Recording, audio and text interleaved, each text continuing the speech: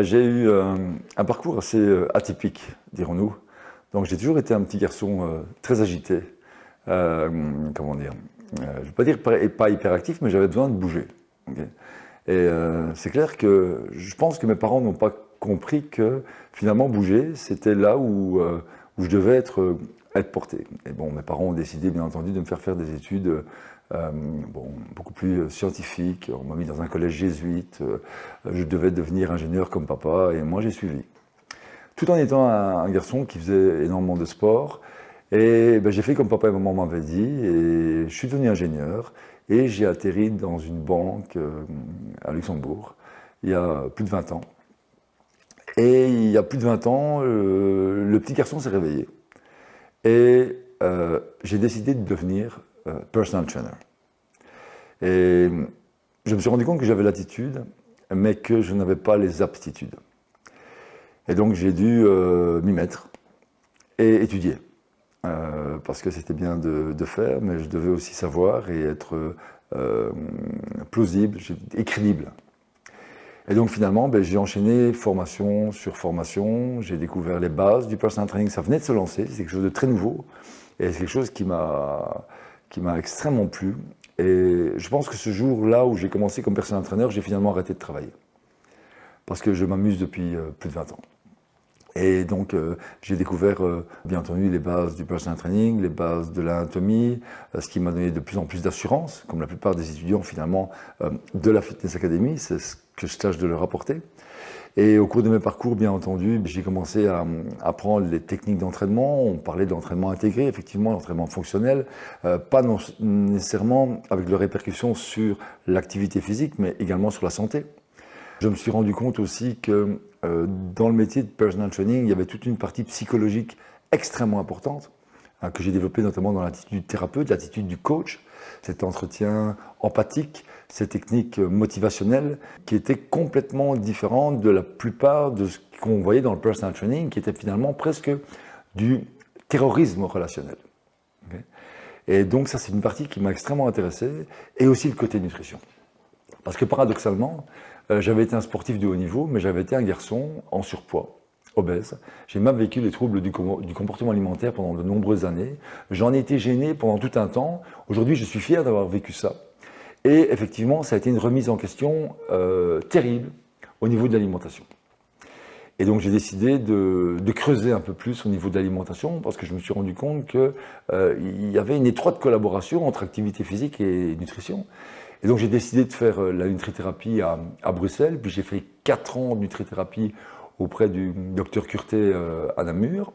Et au fur et à mesure de mes études en nutri, pourquoi j'ai fait ça? C'était très simple.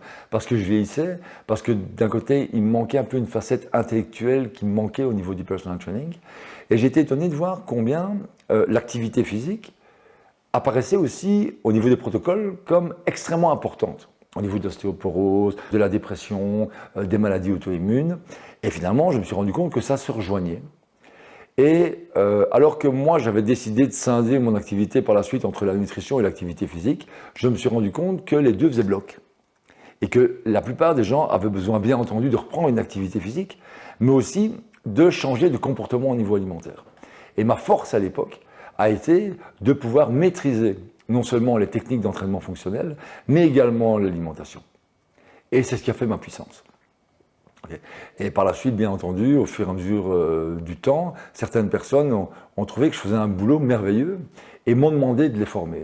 Et mon rêve, ça a été de créer la Fitness Academy.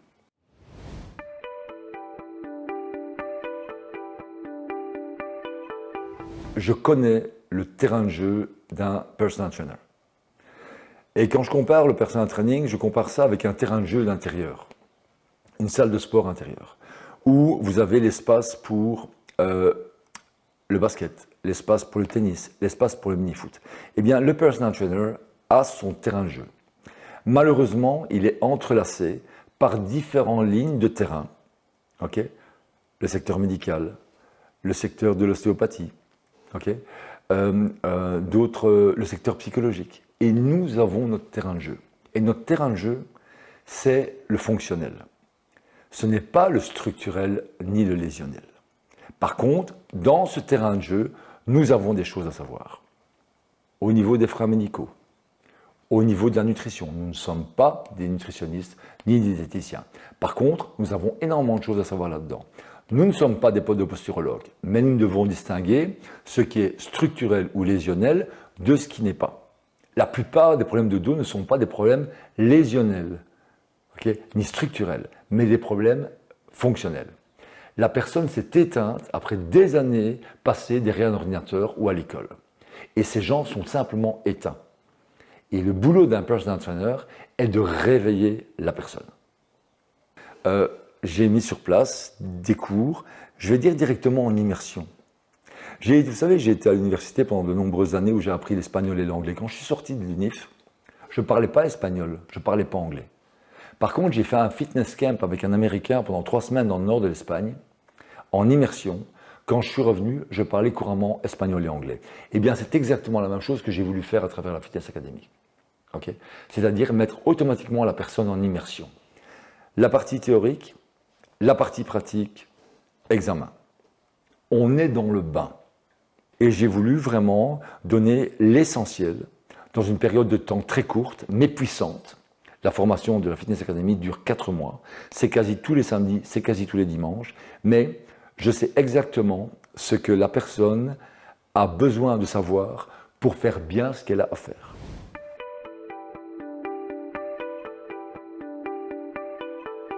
Il ne faut pas oublier que le personal trainer, c'est quelqu'un qui accompagne. Et le terme accompagner est extrêmement intéressant. Ce n'est pas prescrire, c'est accompagner une personne à travers un processus de changement. La personne ne décide pas du jour au lendemain de changer. Il y a énormément de travail qu'elle a fait avant. Et vous devez exactement savoir où la personne se trouve dans ce processus de changement. Parce que votre manière d'être, la manière dont vous allez lui parler, sera différente en fonction du niveau de changement dans lequel elle se trouve. Et surtout, notre boulot n'est pas de fidéliser la personne. Notre boulot, c'est de rendre une personne autonome. Et ça fait partie de ce qu'on appelle l'éthique, l'intégrité.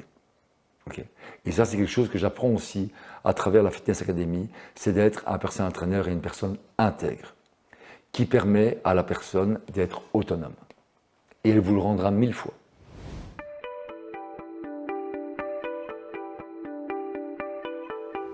La Fitness Academy s'adresse à qui? C'est une très bonne question.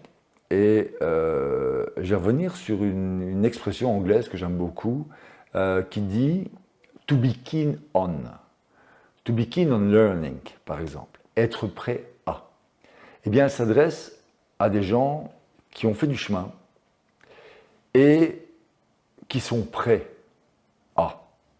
Je suis l'exemple type de la personne qui, à l'origine, n'aurait rien eu à faire dans le personal training. Universitaire, toute la journée en costume cravate, d'un milieu, j'avais étudié les sciences économiques appliquées, oui, mais j'étais prêt, j'avais l'attitude pour.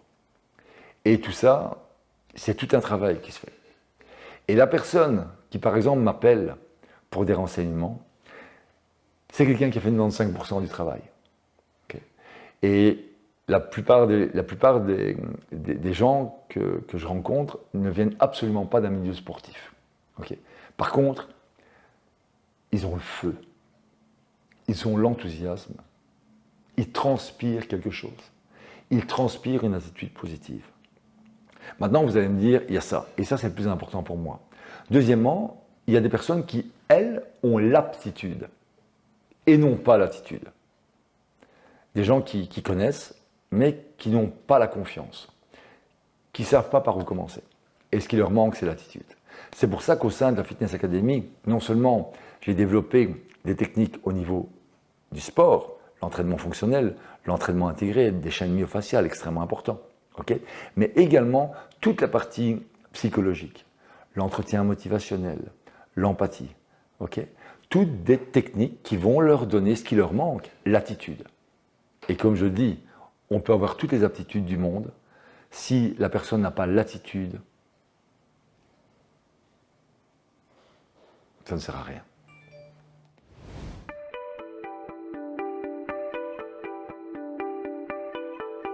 Donc non seulement elle sera reconnue par moi-même, qui suis quand même le directeur d'un organisme de formation reconnu à Luxembourg, mais également l'accréditation de l'IREPS et de la HFA, qui est une porte d'entrée fabuleuse au niveau du personal training et de la crédibilité au niveau européen et au niveau mondial.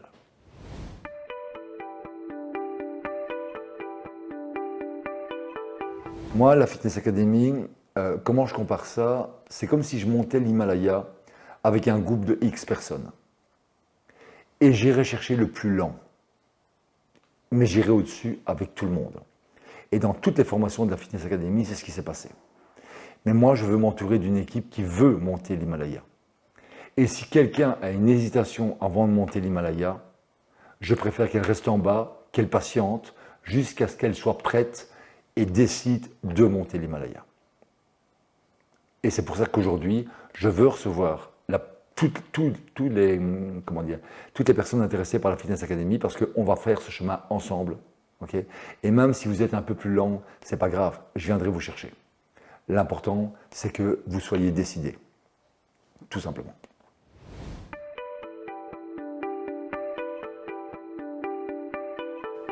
Je dirais la passionata, la passion.